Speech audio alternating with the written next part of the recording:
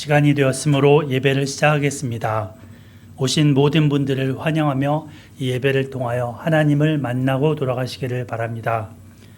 찬송가 20장 찬양 드리시면서 왕의 왕 주의 주 되신 하나님께 2월 둘째 주 주일 예배를 올려드리겠습니다. 다 같이 하나님을 생각하시면서 묵도 드리시겠습니다.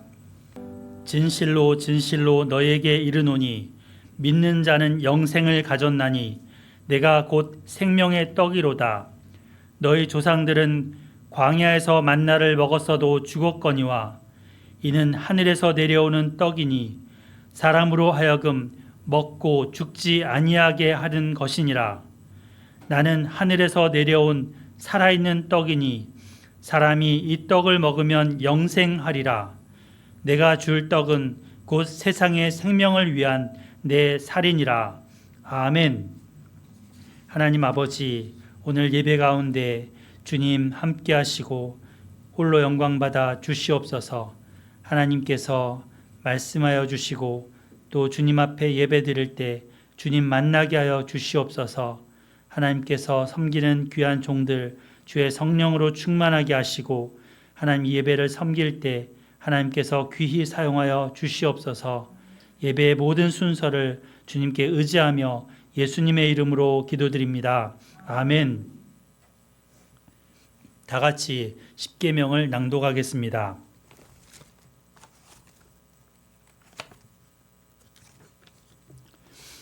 하나님이 이 모든 말씀으로 말씀하여 이르시되 나는 너를 애굽 땅 종되었던 집에서 인도하여 낸 네 하나님 여호와니라.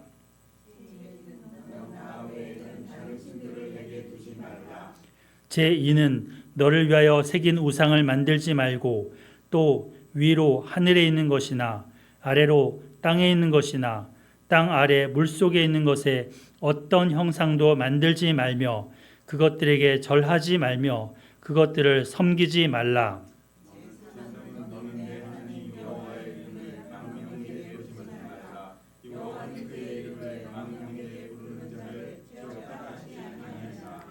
제4는 안식일을 기억하여 거룩하게 지키라. 제6은 살인하지 말라. 제8은 도둑질하지 말라. 제10은 내 이웃의 집을 탐내지 말라.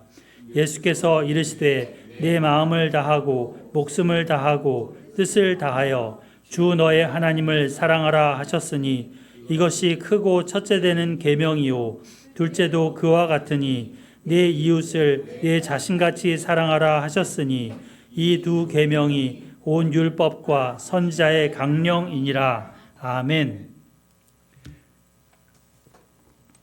다 같이 사도신경으로 신앙 고백 드리시겠습니다. 전능하사 천지를 만드신 하나님 아버지를 내가 믿사오며 그 외아들 우리 주 예수 그리스도를 믿사오니 이는 성령으로 잉태하사 동정녀 마리아에게 나시고 본디오 빌라도에게 고난을 받으사 십자가에 못 박혀 죽으시고 장사한 지 사흘 만에 죽은 자 가운데서 다시 살아나시며 하늘에 오르사 전능하신 하나님 우편에 앉아 계시다가 저리로서 산자와 죽은 자를 심판하러 오시리라. 성령을 믿사오며 거룩한 공회와 성도가 서로 교통하는 것과 죄를 사하여 주시는 것과 몸이 다시 사는 것과 영원히 사는 것을 믿사옵나이다. 아멘. 찬송가 228장 오 나의 주님 친히 배우니. 찬송가 228장 찬송 후 이효승 집사님이 기도 인도하겠습니다. 사랑과 은혜가 풍성한 주님, 나를 사랑하는 자들이 나의 사랑을 입으며 나를 간절히 찾는 자가 나를 만날 것이니라. 주님을 사랑하는 마음으로 모인 에스라 소망교회 성도들, 오늘 또 주님 말씀 들려주시고 치료해 주시고 은혜 주실 줄 믿고 간구합니다. 은총의 하나님께서 교회 성도들 마음 만져주시고 위로해 주시고 가정 가운데 함께해 주심을 간구합니다. 복잡한 세상과 혼탁한 문화로 사람들마다 분란이 많고 어떤 길이 바른지 잘 모르겠습니다. 주님, 진리와 진실의 근본이 되신 예수 그리스도께서 우리 마음에 진리와 진실이 이루어지기를 간구합니다. 참사랑의 하나님으로 임재하시기를 간구합니다. 오늘 또 예수 에스라 소망교회 성도들 주님의 말씀으로 은총을 내려주십시오. 복잡한 세상에 진리의 빛을 비춰주시고 어두운 우리 마음에 주님의 거룩한 말씀을 들려주심을 간구합니다. 악취가 많은 세상에 주님의 거룩과 향기가 교회 성도들로 말미암아 퍼지게 해주시고 사랑의 하나님께서 각박한 세상에 줄이 되시고 끈이 되시고 위로의 손길이 되심을 간구합니다. 김서인 자매님 고등학교 생활, 학업과 교우 관계와 신앙생활을 위해서 기도합니다. 김석태 장로님, 조기순 권사님, 김태옥 권사님 건강 주시고 하나님 믿는 믿음을 끝까지 붙잡을 수 있게 해주시고 이승택 집사님 연구과제 개발에 지혜를 주시고 꾸준한 신앙생활을 잘할 수 있도록 은혜를 내려주세요. 이호승 변은미 권사 가정의 자녀들 신앙과 회사 운영 신앙생활 가운데 하나님께서 은혜 주심을 간구합니다. 말씀 사역자들 김원주 이바울 목자의 설교를 위해 기도합니다. 대한민국의 자유와 평화 안보와 경제적 회복과 영적 각성을 위해서 또 북한 땅의 문이 열려 인권이 회복되고 복음의 역사가 일어나도록 간구합니다. 주님 은혜로 이번 주도 함께 해주시고 은총을 내려주심을 간구합니다. 영원히 찬송받으실 예수 그리스도 이름으로 기도드립니다. 다 같이 하나님의 말씀을 경외하는 마음으로 자리에서 일어나겠습니다. 서신 채로 하나님의 말씀 누가복음 22장 14절로 23절을 교독하겠습니다. 마지막 절은 합독합니다. 누가복음 22장 14절입니다. 때가 이름에 예수께서 사도들과 함께 앉으사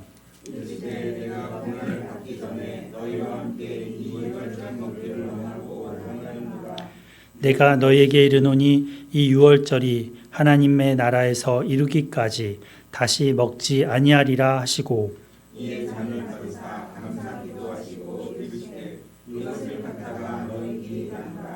내가 너희에게 이르노니 내가 이제부터 하나님의 나라가 임할 때까지 포도나무에서 난 것을 다시 마시지 아니하리라 하시고 또 떡을 가져 감사기도하시고 떼어 그들에게 주시며 이르시되 이것은 너희를 위하여 주는 내 몸이라 너희가 이를 행하여 나를 기념하라 하시고 저녁 먹은 후에 잔도 그와 같이 하여 이르시되 이 잔은 내 피로 세우는 새 언약이니 곧 너희를 위하여 붓는 것이라.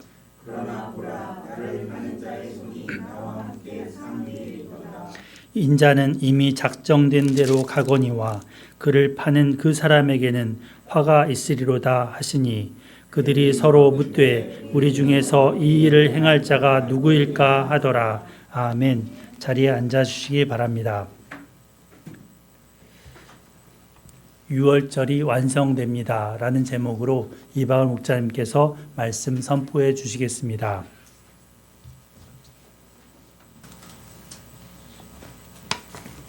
혹시 그 뭐지? 만찬 그 영상 있어요? 영상은 그림 그러니까 그림 한번 보고 만찬 자리 한번 이렇게 이건 누가 그린 거예요, 이거는? 이런 조각상을 가져온 여기 누구라고 그랬지 이게? 한번 설명해 보세요 한번. 예수님이 저 왼 끝에 있고요. 네. 그다음에 이쪽에 베드로, 예수님 옆으로는 이제 가롯 유다랑 사도 요한이 자리하고 있습니다. 디귿자로 되어 있는 식탁에서 같이 식사하셨을 것으로 추정하고 있습니다. 옛날에 그 모습이 이런 식탁의 모습이었고, 이거지. 예, 유다가 왼쪽에 앉았네. 예, 팔 사람이 제일 가까이 앉아 있어요. 내 그릇에 손을 넣는 자가 나를 팔리라 그 말이. 그렇죠. 안 그릇이 같이 쓰니까 이제. 같이 있으니까. 명절 주관자가 예수님이고 그 오른쪽에는 명절 만찬 주관자의 제일 신뢰하는 친구 요한, 왼쪽에는 주관자의 손님 이렇게 돼 있고 베드로는 명절 만찬 행사 심부름꾼으로 출입구 가까이 심부름꾼의 베드로가 별로 안 좋아했겠다. 네, 그렇게 자리를 하고 있었다고 합니다. 옛날 유대 당시나 로마 당시에 자리가 이렇게 되어 있었다는 이거는 다빈치가 잘못 그린 그림. 뭐가 잘못 그린 거예요? 일렬로 쭉 나가는. 아, 일자에 앉았다고? 네. 디귿자를 해야 되는데. 예.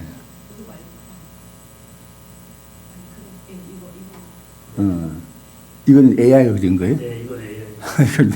이것도 잘못 그렸죠. 이것도 일렬로 돼가지고. 네, 네. 네, 좋습니다. 오늘 그 16절 한번 읽어볼까요? 16절. 시작. 같이 읽읍시다. 시작.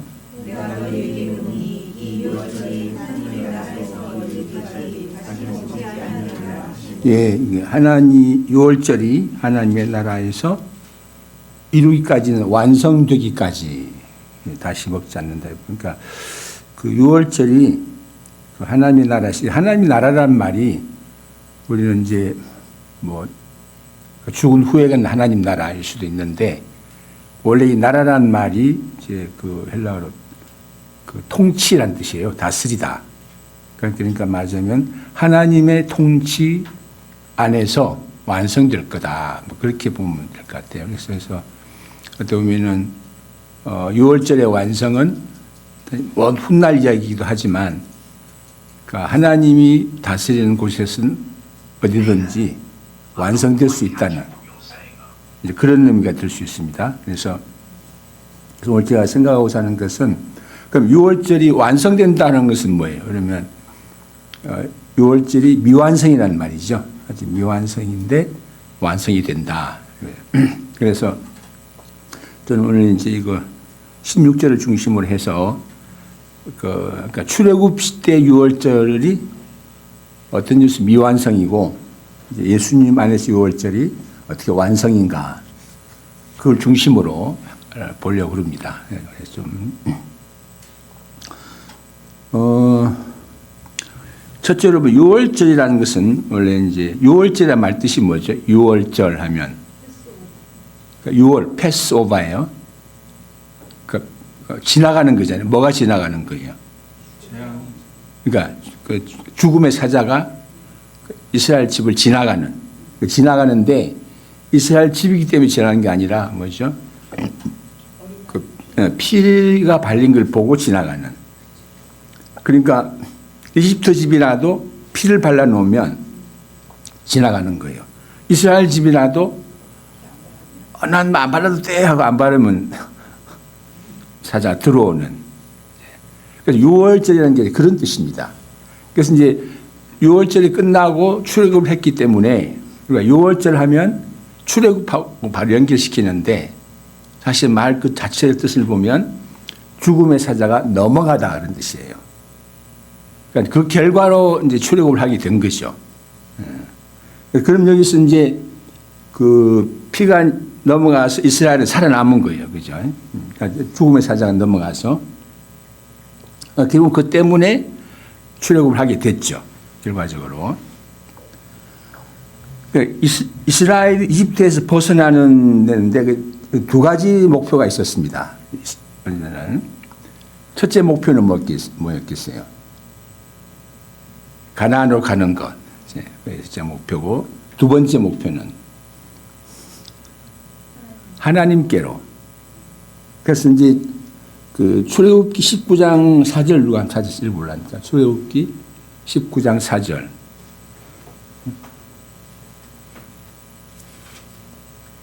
이순창부터 한번 읽어보세요.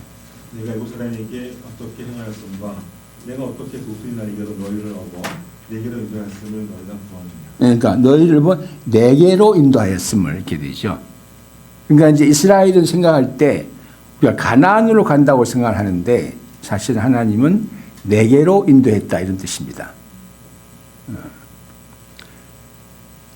사실 그러니까 이제 이스라엘의 그 출애굽의 가장 최종 목표는 하나님께로 가는 거예요. 근데 이제 그걸 놓쳐버리면 이제 가나안 땅의 의미가 사실 없어지는 겁니다. 그죠? 그러면 이제 그 목표가 이루어졌는가? 두 가지 목표인데 가나안 땅에 들어가는 것은 이루어졌어요. 하나님께로 가는 건 어떻게 됐어요? 처음에는 이제 하나님께로 갔는데 아주 가나안 땅에 살면서는 이제 하나님을 떠나버려요. 우상한테로 가죠. 왜 그랬습니까? 왜 우상한테로 갔을까? 가나안 땅의 그 풍요 속에서 그 풍요가 어디서 오는가 이 문제예요. 풍요가. 또 이제 이스라엘에 있어서 하나님은 여호와는 또 전쟁의 신이에요. 이제 만군의 여호와란 말 들어봤죠. 만군의 여호와 그게 무슨 뜻이냐면은 그 만군이라는 말이 그 아도나이 츠바오트 해서 가지고 츠바오트는 게 전쟁이에요. 전쟁. 군대. 그러니까 이스라엘 하나님은 그 군대 하나님, 주로 전쟁하는 하나님이에요, 이게. 그런데 가나안은 어때? 이제 전쟁이 없어졌잖아요. 평화시니까 그 전쟁의 신은 이제 필요 없죠. 그러니까 군인은 전쟁 신은 분이 필요하지 평화 신은 군인이 필요 없잖아요. 그래서 그 하나님을 떠나 이제 풍요의 신 바알에게로 넘어간 것 같아요. 그러니까 하나님은 그 유월절 사건, 출애굽 사건을 통해서 그들을 하나님께로 이끌었는데 하나님께로 갔다가 사라졌죠. 그럼 뭐 유월절이 어떻게 됐습니까? 미완성이에요. 미완성으로 남은 거예요. 그래서 그 미완성의 유월절을 예수님은 완성하려고. 그러면 이제 완성한다는 것은 무슨 말입니까? 그러니까 사람들을 하나님께로 이끄는 것이 완성하는 거죠. 자, 우리가 예수님을 이야기하면 예수님 자체를 많이 생각하는데 그 예수님의 목표 그게 뭘 것 같아요? 하나님을 드러내고 사람들 하나님께로 이끄는 게 예수님의 목표입니다. 그래서 예를 들어서 누가복음 12장 4절부터 5절 한번 읽어볼까요? 12장 4절 5절 서인이 한번 읽어봐. 큰 소리로 한번 읽어봐. 12장 4절 5절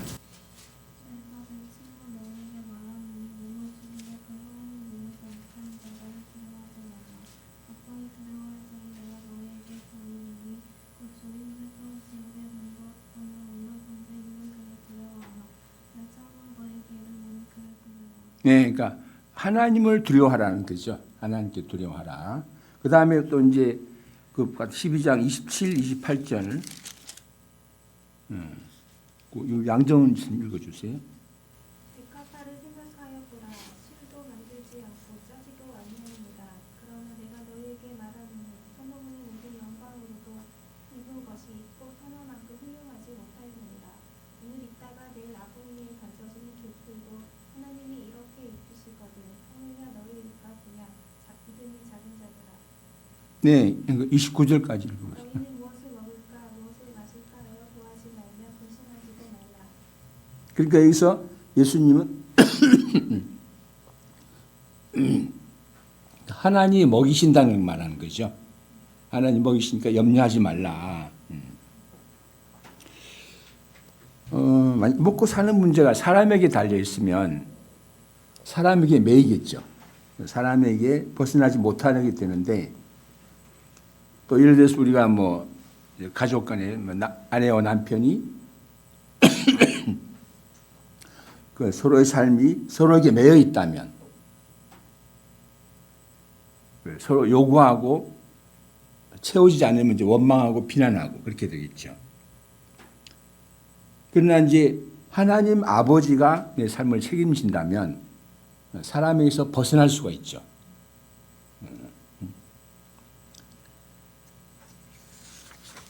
결국은 이제 예수님은 여기서 그 하나님을 나타내는 그런 가정하셨고, 그런데 문제는 하나님을 잘 100% 믿으면 좋은데 그게 쉽지가 않죠. 현실 문제에 부딪히면 믿음이 있다가도 없어지기도 하고. 그러니까 구약 시대에도 하나님을 믿으라고 합니다. 근데 신약 예수님도 하나님을 믿으라고 하는데 그럼 차이가 없잖아요. 믿으라고 하면. 그런데 예수님에서 결정적인 차이가 있는데 그게 뭐냐면 예수님은 성령을 주신다는 겁니다. 그래서 이제 요한복음 16장 13절 한번 읽어볼까요? 요한복음 16장 13절.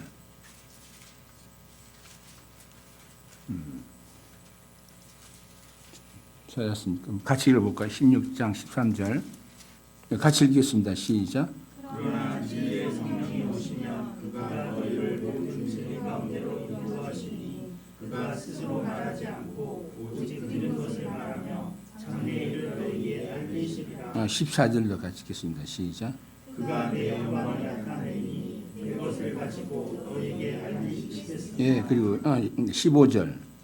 무릇 아버지께 있는 것은 다 내 것이라. 그러므로 내가 말하기를 그가 내 것을 가지고 너희에게 알리시리라 하였노라. 그러니까 이 성령이 오셔서 하는 일이 뭐냐면 진리 가운데로 인도하고 그 사람들 속에 오셔서 하나님을 나타내신다는 겁니다. 하나님이 알려주는 거예요. 그러니까 뭐냐면 이제 성령이 오면 무슨 일이 생깁니까? 사람 안에 하나님을 믿음이 생기는 거예요.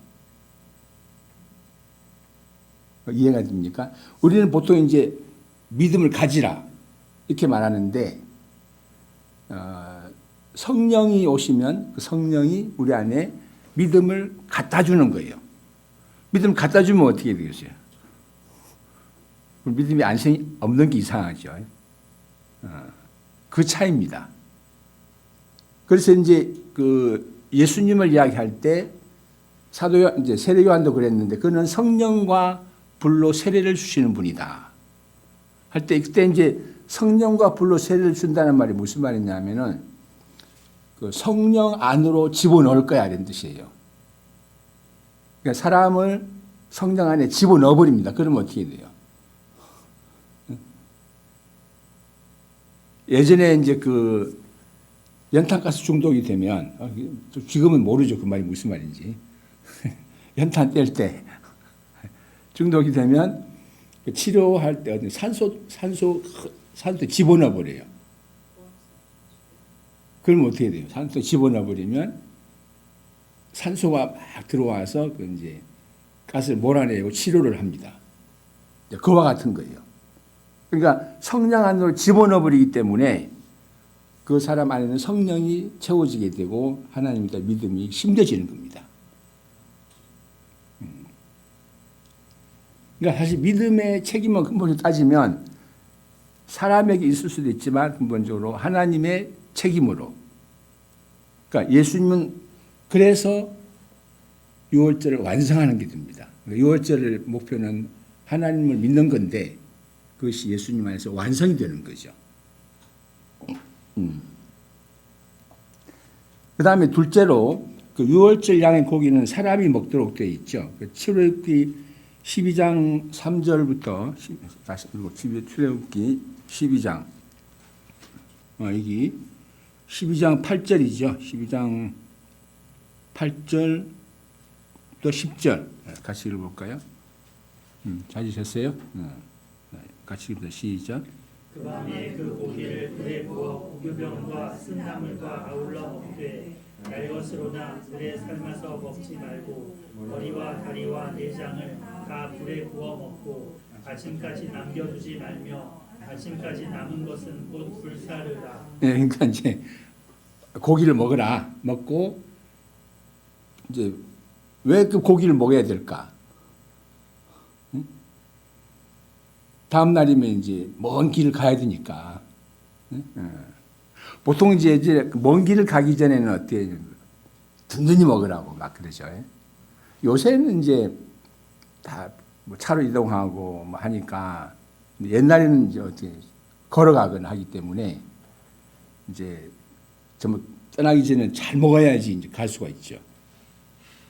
그러니까 이 고기를 먹게 하신 것은 아마 이제 그 광야길을 가야 되고, 그렇죠? 광야길이라는 게 정말 험악한 길인데 그러려면 힘이 있어야 되죠. 그러니까 먼 길 가려면 잘 먹어야 한다는 말이 있는데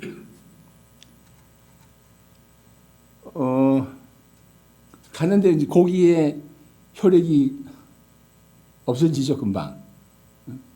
광야로 나갔는데 먹을 게 없고 마실 것이 없기 때문에 이제 다시 불평하기 시작했죠. 그러니까 이 육신의 양식이라는 것은 아무래도 한계가 있죠. 그러면 예수님은 그러니까 말하자면 고기는 사람들에게 힘을 주고 길을 가게 하는 그 요소입니다. 그죠?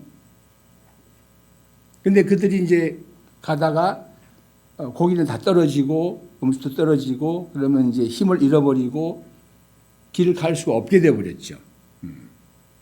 그러니까 그러면 어떻게 보면 6월절은 아주 미완성이라고 볼 수 있습니다.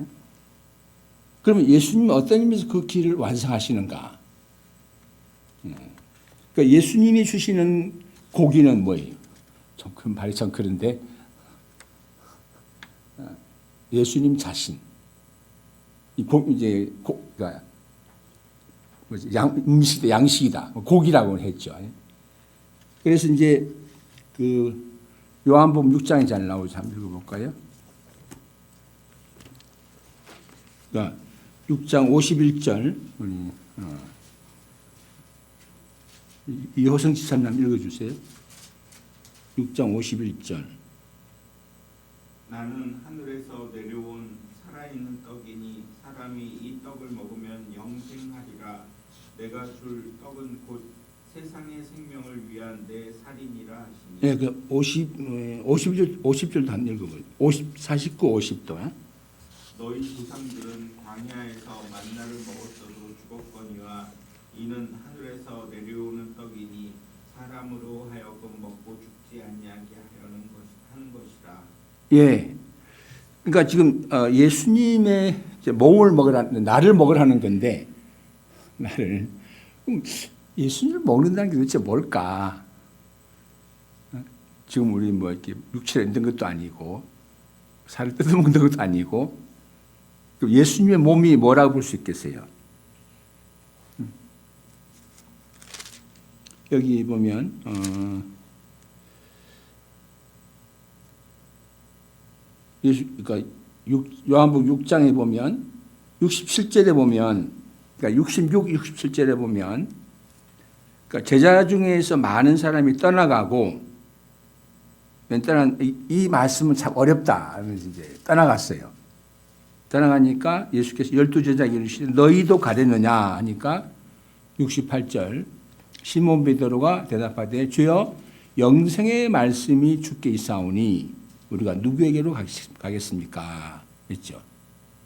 앞에는 이제 예수님이 자신의 몸을 영생에 준다 했는데 여기서는 영생의 말씀이라고 되어 있어요. 그러면 예수님 뭐가 몸이라고 볼 수 있는 거예요? 그러니까 예수님의 말씀이 몸인 겁니다. 그러니까 말씀을 먹으면 이제 몸을 먹는 거나 마찬가지가 되는 거죠. 그러니까 그런 뭐예요? 예수님의 말씀이 사람들에게 날마다 힘을 준다는 겁니다. 우리 그 광야라는 노래 있죠, 광야.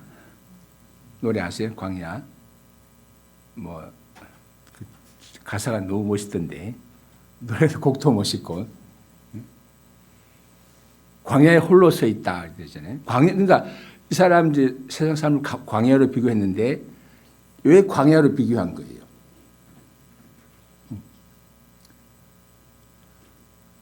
광야는 요새 메마른 곳이죠. 메마른 곳이고 물 먹을 게 없고 마실 게 없고 또 뭐죠? 뭐 친구도 없고 세상이 정말 광야 같은가? 오아시스 아닌가? 세상을 우리 승태 목자 어떻게 생각하세요? 세상을 지금까지 살아본 바로는 광야 같습니다. 광야인가 오아시스인가?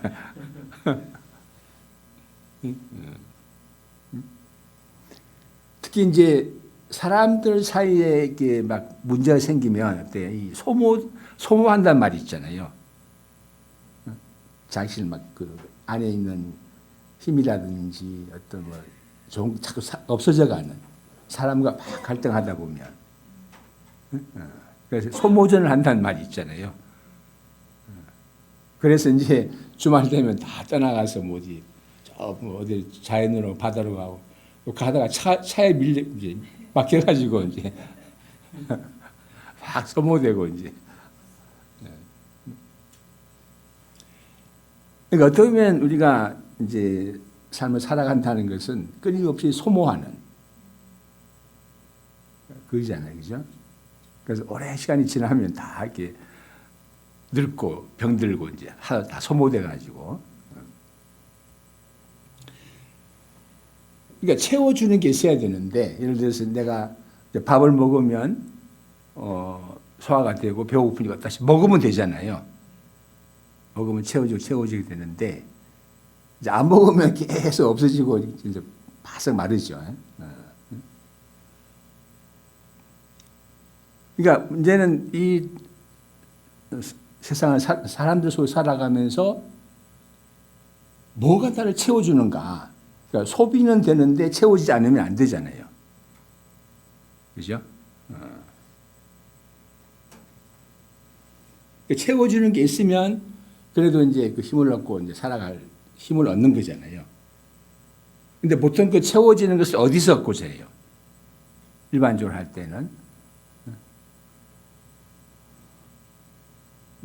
가까운 가족에게서, 부부간의 서로에게서, 혹은 또 어떤 자녀에게서, 혹은 뭐 자녀 부모에게서, 아니면 뭐 친구에게서. 그게 있으면 그나마도 다행인데 그게 없으면 정말 소비만 되면 정말 어렵잖아요. 그런 가운데 예수님이 생명의 양식이다. 이 말은 무슨 말이냐면 예수님의 말씀이 날마다 새로운 힘을 준다는 게 되는 거죠. 양식을, 영양분을 주고 힘을 주고 한다. 그러니까 그 힘이 있으면 광야길을 걸어갈 수 있잖아요. 힘이 있으면 사람들 사이의 모든 갈등과 문제도 불구하고 갈 수가 있죠. 그러니까 예수님은 어떻게 보면은 자신을 준다는 것은 그 말씀 안에 생명이 있다는 것을 말씀하시는 거고, 그럼 그 안에서 6월절이 완성되는 걸로 볼 수 있는 겁니다.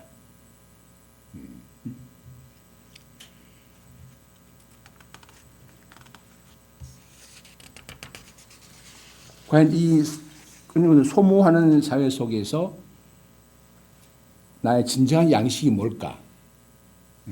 이게 이제 생각하고 고민해봐야 할 문제죠.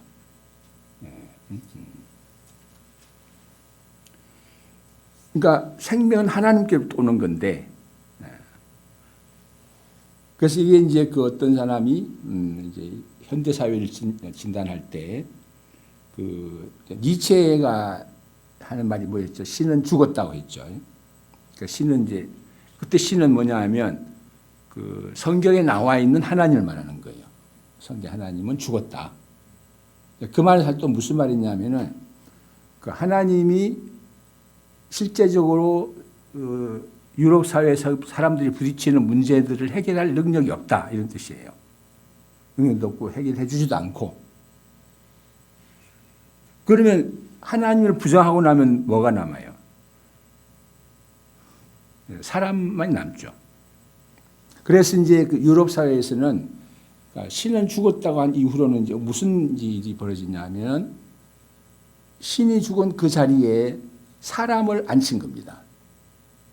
그럼 이제 사람들이 스스로 어떻게 살아갈 수 있을까?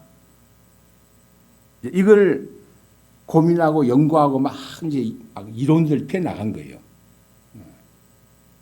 그래서 여러 가지 이제 인본이 사상 나오는데 최종적으로 어디까지 갔냐면은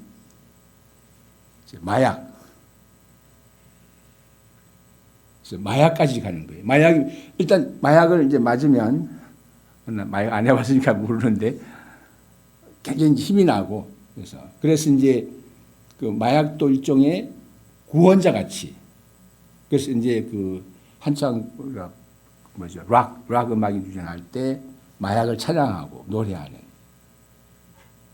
그 사람들은 대부분 마약 중독자가 돼가지고 일찍 죽고 그랬다고 그러죠. 그래서 뭐 하나님이 없는 자리에 다른 것이 들어와서 힘을 공급해 줘야 되는데 그게 결국 마약까지 가는 겁니다. 또 동성애 이제 사랑 이야기도 그러니까 또 무슨 이야기를 하냐면은 이제 푸코 같은 사람은 사랑이 어떤 사랑이든지 간에 그것이 사람에게 힘을 줄 수 있다면 진짜한 사랑이다. 그래서 이제 동성애라도 힘을 준다면 그것이 사랑이 아니냐 이렇게 말했거든요. 그 자신도 이제 동성애 병 걸려 죽었는데 그러니까 하나님과 그러니까 예수님의 생명이 들어오는 그 자리에 사람이 생명을 준다고 생각하고 집어넣었는데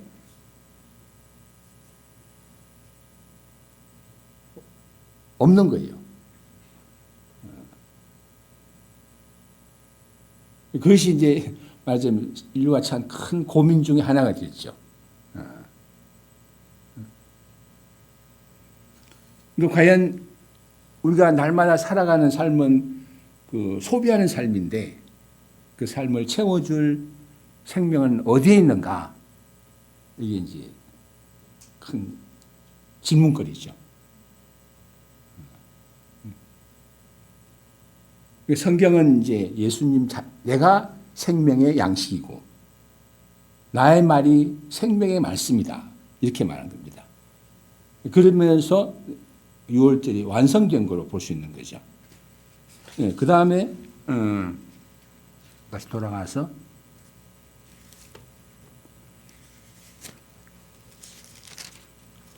(22장) 여기 20절 같이 읽어볼까요? 그러니까 이제 19절이 이제 몸이라는 게 몸이 19절 다시 같이 읽어보겠습니다. 20장 19절 시작. 또 떡을 가져 감사기도 하시고 되어 그들에게 주시며 이르시되 이것은 너희를 위하여 준 내 몸이라 너희가 이를 행하여 나를 기념하라 하시고. 그러니까 몸이니까 몸은 생명의 몸이기 때문에 이제 몸이라 하는 것은 내 몸을 먹고 날마다 힘을 얻으라는 거죠. 앞으로 사도들이 이제 해야 할 일이 굉장히 많습니다. 예수님의 증인으로 살아야 되고 또 사도들은 이제 제일 문제가 뭐냐면은 그들이 삶을 살 때 강력한 저항이 옵니다. 그죠? 왜냐하면 세상은 예수님의 생각과 다르니까. 가장 대표적인 게 뭐죠? 예수님은 원수를 사랑하라 했다면 세상은 원수는 갚아야지. 그러니까 오히려 이제 이런 원수를 안 갚는 것이 오히려 불의한 거로 이렇게 보는 거잖아요.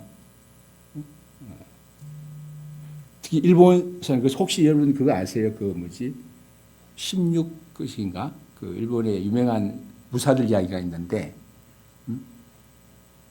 뭐냐면 그 이제 그 무사들의 그 주인 쇼군 그 영주가 누구한테 이제 죽임을 당했어요. 암살을 당했는데 무사들이 있죠 밑에. 근데 이제 쇼군이 그 사람 죽은 거에 대해서 그 밑에 부하들한테 원수 갚지 마라, 복수하지 마라, 이렇게 말했어요. 그러면 이제 만약에 쇼군의 명령을 어기면 다 이제 할복해야 돼요.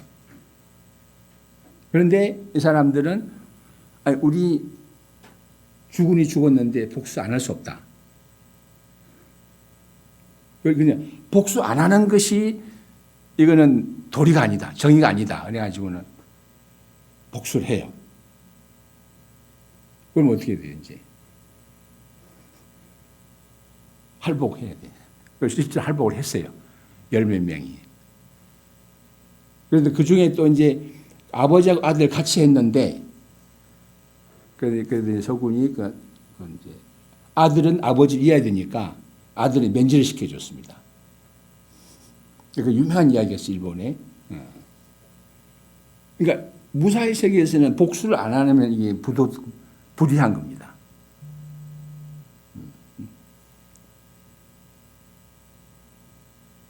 그러니까 그런 사회 속을 제자들은 살아가야 되고 그런 사회에 부딪혀 살아가야 됩니다. 그러면 어떻게 얼마나 큰 힘이 필요할까? 혹시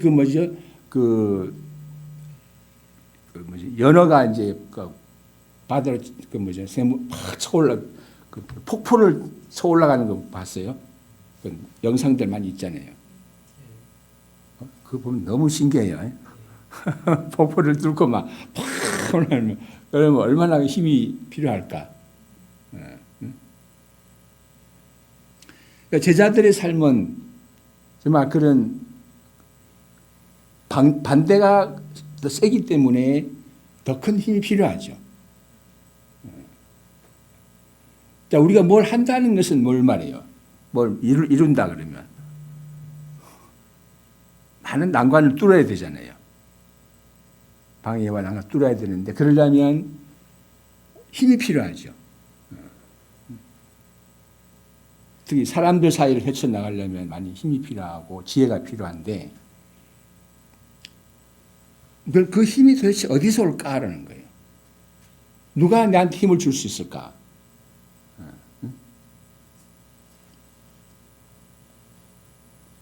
예수님의 말씀은 내 살을 먹고 내 피를 마시는 자는 생명을 얻는다. 그러니까 생명이라는 게 뭐예요? 생명. 생명이 있다, 생명이 없다. 그러면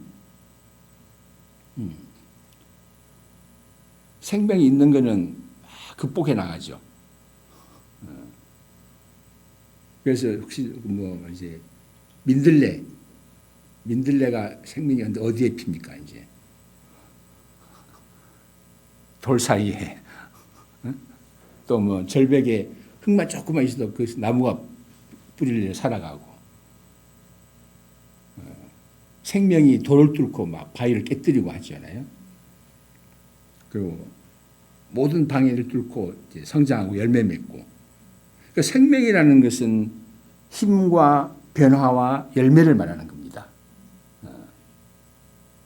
또 생명 끊임없이 아주 저항하는 걸 말하는 겁니다. 실은. 저항하는. 지구상에 살아있다는 자체, 얘가 서 있다는 자체가 혹시 이게 서 있는 자체가 운동이라는 말 하는 사람인데 그걸 이해하세요? 서 있기만 운동하는 거다. 이게 무슨 말이냐면 이제 우주에 나가면 중력이 없잖아요. 중력이 없으면 어떻게 되냐면 이 뼈가 다 부서진대요. 그래서 이제 우주에 좀 있으면 다 골다공증이 생긴답니다. 그래서 이제 우주인들은 매 운동을 해야 되는 거예요. 근데 운동을 해, 중력이 있어야 운동도 할 텐데, 그러니까 그렇게 해서 운동을 하도록, 안 하면 이제 뼈가 무너져서 골다공증이 생긴답니다. 그러니까 그건 무슨 말이냐면, 우리는 이 땅에 태어나면서부터 잉태되는 그 순간부터는 중력의 압박을 받습니다. 강력한. 그러니까 그러면 살아난다, 태어난다는 게 뭐예요? 이제 그 중력을 이기는 겁니다. 네. 중력과 싸워서 이기는 자가 살아남는 거예요. 이제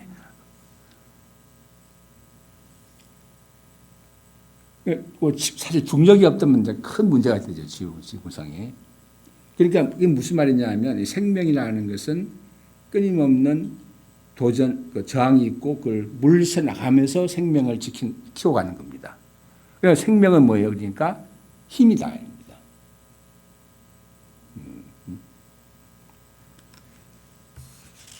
유대인 이스라엘 사람들이 광야로 나왔는데 물이 없으니까 어때요? 없다고 막 불평하고 먹을 적이 없다고 불평하고 또 이제 가나안 땅 앞에 섰는데 가나안 사람이 크고 장대하다고 해서 막 겁을 먹고 왜 우리를 이곳 이런 데서 죽게 하느냐 하고 막 원망하고 그건 뭘 말합니까? 그들에게 그걸 이겨나갈 힘이 없는 걸 말한 겁니다. 외적 힘이. 너무 내면적으로 약한 거죠. 그러니까 그들이 고기를 먹고 광야로 나왔지만 사실 내면은 굉장히 약한 거예요. 그래서 어떤 저항에 대해서 밀려나고 그래서 애굽으로 돌아가려고 하고 그렇죠. 저항을 뚫고 나갈 힘이 없는 거예요. 그러니까 6월절은 아직 미완성입니다. 그 점에서. 만약 우리한테도 저항을 뚫고 나갈 힘이 없다면, 약하다면 6월절 미완성으로 남아있는 겁니다. 예수님은 자신을 중심으로 자신의 사람들이 힘을 얻고 저항을 뚫고 나갈 수 있도록 하시는 겁니다. 사도들이 어때요? 사도들 교회 삶은 정말 뚫고 나갈 힘이 대단합니다. 베드로 같은 경우에는 막 이제 뭐 안진뱅이한테 일어나라 그러고 죽은 사람도 놓고 막 살아라 그러고 또 예수님을 믿는 모든 신자들이 그 박해를 뚫고 나가고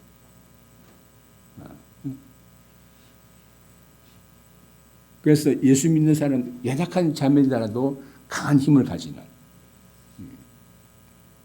그래서 이제 당시 로마 사회 1세기 이후에 그 로마 귀족들이 그 꿈이 뭐였냐면은 기독교 그 자매랑 결혼하는 거.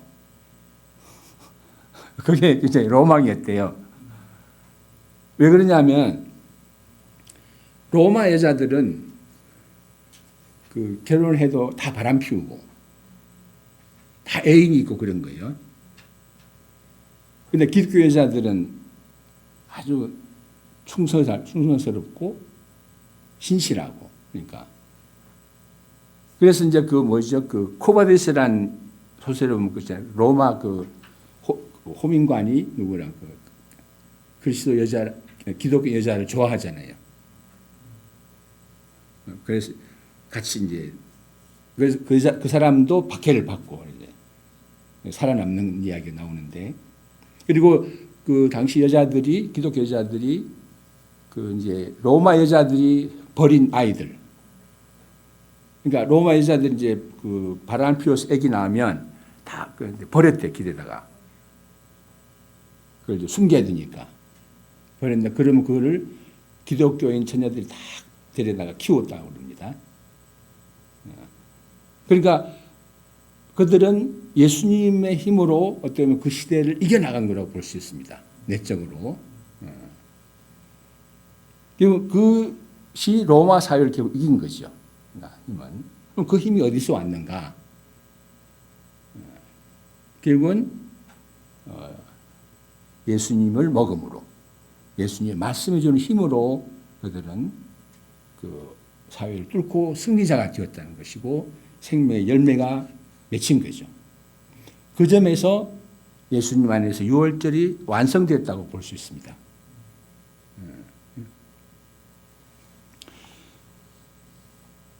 사실 우리가 아까도 얘기했지만 우리가 세상을 살아가고 사람들 사이를 살아간다는 것은 우리 내 것을 끊임없이 소비해야 됩니다. 그렇잖아요. 우리가 살아가려면 돈을 소비해야 되잖아요. 물건을 사도 돈을 써야 되고. 그럼 돈을 소비하면 어떻게 해요? 그 다음에 이제 돈을 들어오면 괜찮은데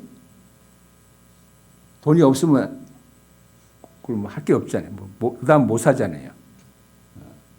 돈이 계속 공급되면 끊임없이 소비해도 상관이 없죠. 그러니까 우리 현재는 그렇지, 우리의 삶이 그런 삶인데 날마다 예수님을 먹고 말씀을 먹고 힘을 얻는다면 우리는 계속 소비해도 괜찮죠. 그냥 공급처가 있으니까. 옛날 그러죠. 애들은 돈을 막 써요. 왜요? 엄마 아빠가 은행이야. 그러니까 돈 달라면 돈 주니까 써 그냥. 근데 막상 자기 돈을 벌어보면 어때요 이제? 자기 이제 한계가 있으니까 한 번 못 쓰죠. 그러니까 예수님 믿는 우리에게는 힘의 공급처가 있기 때문에 쓰고 공급받고 듭니다. 그래서 이러한 완성이 우리 각자의 삶 속에 항상 매일매일 있기를 바랍니다. 그래서 말씀 안에 있는 생명, 예수님 생명을 날마다 누리고 얻고 누리면 충분히 우리는 세상을 헤쳐 살아갈 수 있는 힘을 얻게 되는 겁니다. 이 점에서 예수님께서 유월절이 완성된다고 볼 수 있습니다. 그러면 22장 18, 몇 절이죠? 18절이죠. 같이 읽겠습니다. 네, 시작.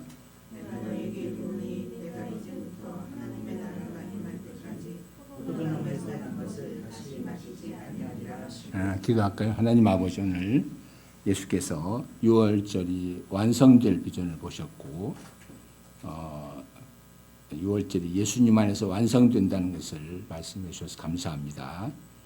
이스라엘이 6월절을 겪고 출애굽을 했지만 아직 미완성으로 남아 있습니다. 무엇보다도 그들이 고기를 먹고 또 양식을 먹고 광야 생활을 시작했지만 그들이 여러 가지 현실적 어려움에 부딪힐 때는 그걸 뚫고 나갈 힘이 없고 믿음이 없어서 뒤로 밀리고 이집트로 돌아가고자 하고 끊임없이 밀리는 삶을 살았습니다. 그들에게 내적 힘이 없고 내적 힘이 없어서 밀리는데 이제 예수님 안에서 이제 그것이 예수님이 주는 생명의 말씀, 예수님의 몸이 주는 생명과 예수님의 말씀이 주는 생명이 힘이 되어서 내적 힘이 되어서 우리가 이제 이것을 광야길을 걸어갈 힘을 얻게 하심을 믿고 감사합니다. 우리의 삶은 사람들 사이의 삶은 끊임없는 소모전이며 소비해야 되는 삶입니다. 소비를 하는데 공급되는 것이 없으면 우리는 탈진할 수밖에 없고 참 메마를 수밖에 없는데 실제로 현실 속에서 많은 사람이 탈진하고 주저앉기가 쉽습니다. 그러나 우리가 생명의 말씀이신 예수님을 먹고 날마다 새 힘을 얻으면 우리는 이 소모의 삶을 살지만 공급되기 때문에 끊임없이 삶을 힘있게 살아갈 수 있음을 감사합니다. 우리가 이 한 사람 한 사람들이 때마다 날마다 예수님 안에서 또 말씀을 먹음으로 생명을 풍성히 얻고 우리 참 경쟁사회 또 소모적인 삶을 잘 살아갈 수 있게 하시고 생명의 열매를 풍성히 맺는 은혜가 있기를 바랍니다. 예수께서 생명의 몸을 주시고 그 말씀이 생명의 말씀인 것을 인하여 감사합니다. 예수님의 이름으로 기도합니다. 아멘. 네, 귀한 말씀 전해주셔서 감사드립니다. 예수님은 나의 힘이십니다. 예수님은 우리의 힘이십니다. 아멘. 예, 옆에 분한테 한번 인사해 볼까요? 예수님은 당신의 힘이십니다. 이렇게. 아멘. 이렇게. 힘이 없이 하세요. 힘 있게. 예수님은 당신의 힘입니다. 다시. 아멘. 네, 감사합니다. 기도하겠습니다. 사랑하는 하나님 아버지, 귀한 또 6월절 완성에 대한 말씀 주셔서 감사합니다. 주님의 이 생명과 주님의 이 은혜를 받아서 힘있게 이 땅을 살아가게 하시고 또 열매 맺기를 기도합니다. 귀한 성도님들 한 분 한 분들 삶 속에 하나님의 은혜로 또 예수 그리스도의 그 생명과 힘으로 함께하여 주시옵소서. 주님을 날마다 먹고 마심으로 생명 있는 삶이 되기를 기도드립니다. 예수님 이름으로 기도합니다. 아멘. 이제는 하나님 아버지의 그 크신 사랑과 우리 주 예수 그리스도의 은혜와 성령님의 동행하심이 우리 이 6월절 만찬을 함께했던 제자들처럼 오늘날 예수님을 먹고 마시는 귀한 하나님의 사람들을 위해 이제로부터 영원토록 함께 있을지어다. 아멘. 교회 소식 말씀드리겠습니다.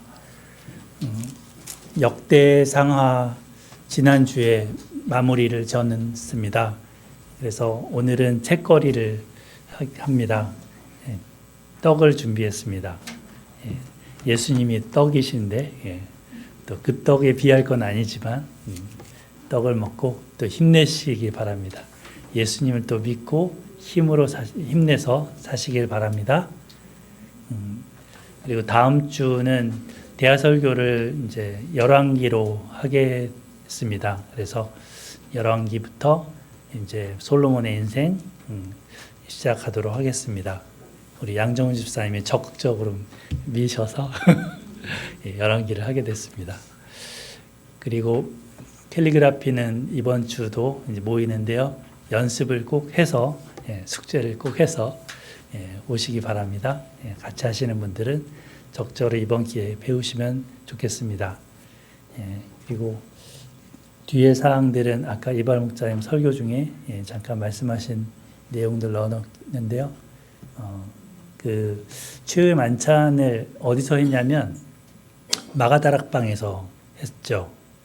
이 마가다락방이 사도행전 1장에 보면 120명 성도들이 모여서 기도한 장소였습니다. 그래서 여기에 보면은 이렇게 마지막 그 만찬의 룸이다. 마가다락방에 거기 가면 이렇게 그 있어요. 2층이에요, 2층. 사실 다락방이 아니고 2층입니다. 다락은 보통 되게 짐 같은 거 조그만 그런 장소인데 여기는 굉장히 홀이에요, 홀. 넓은 그런 장소에서 예수님의 마지막 만찬이 이루어졌다고 하고요. 그 옛날 이렇게 카페트 같은 거 있잖아요. 카페트 같은 게 이렇게 있어서 카페트가 깔린 자국이 있고 안 깔린 자국이 있는 거예요. 안 깔린 자국에 보면 이렇게 디귿자로 이렇게 되어 있는 게 유적에 있다고 합니다. 그래서 저렇게 이제 책상을 같은 밥상 같은 거를 놓았다라는 거를 고고학적으로 추정을 한 거고요. 그리고 요 위에 그림은 이제 그 당시 예수님 당시 로마식 만찬 형태로 그 유대 문화도 그걸 받아들여서 이렇게 했다고 해요. 그래서 옆으로 누워서 밥을 먹을 때 누워서 이렇게 밥상에 있는 거를 떠다가 먹고 했다는 거죠. 그래서 고대 로마의 어떤 트리실리니움 뭐 이렇게 좀 되었는데 이런 방식이었다고 하고요. 그래서 만찬 테이블이 이렇게 됐는데 문이 출입구가 이쪽. 그래서 출입구 가까운 데는 이 만찬을 도와주는 사람이 앉고요. 나머지 사람들이 쭉 참석한 사람들이 앉고 귀빈석은 저 맨 마지막 끝에 쪽. 그래서 음식을 나르니까 여기서는 도와주는 거죠. 이쪽에서는. 그리고 저쪽에 예수님 앉으시고 아까 설명한 것처럼 한쪽에는 만찬을 주최한 사람의 제일 친한 친구가 오른쪽, 왼쪽에는 제일 귀한 손님, 친한 친구, 귀한 손님. 네, 그렇게 앉았다고 합니다. 그래서 이런 식으로 식탁을 가졌을 것으로 추정하고요. 12명이. 예수님과 함께 하면 13명이죠. 그래서 이제 이 자리는 이랬을 것으로 추정하는 겁니다. 왜냐하면 성경에 여기 요한복음 13장에 보면 예수님 제자 중 하나 곧 그가 사랑하시는 자가 예수의 품에 의지하여 누웠다. 이거는 이렇게 왼쪽으로 이렇게 눕는 거예요. 그러니까 예수님 이쪽에 왼쪽에 계시고 사도 요한이 이쪽에 있었던 거죠. 그리고 뒤에 구절에는 시몬 베드로가 머리짓을 하여 말하되, 그러니까 머니까 이제 머리짓으로 사도 요한한테 말씀한 자가 누군지 말해봐, 뭐 이렇게 했다는 거죠. 예수님이 대답하시되 내가 떡 한 조각을 적셔다 주는 자가 그다 하시면서 한 조각을 찍어서 가룟 유다에게 줬다. 바로 옆에 왼쪽에 있으니까. 이렇게 얘기를 복음서를 통해서 설명을 하는 겁니다. 이렇게 멀리 있으니까 머리짓을 했다는 거죠. 베드로가. 그래서 이거를 이렇게 고증으로 좀 살펴보는 그림을 한번 준비해 봤습니다. 오늘 6월절은 완성하셨다 하셨는데 귀한 말씀 감사하고 한 주간도 예수님 의지하고 말씀 의지하고 힘있게 사시기를 바라고 축복합니다. 아멘. 자, 정리하고 뵙겠습니다.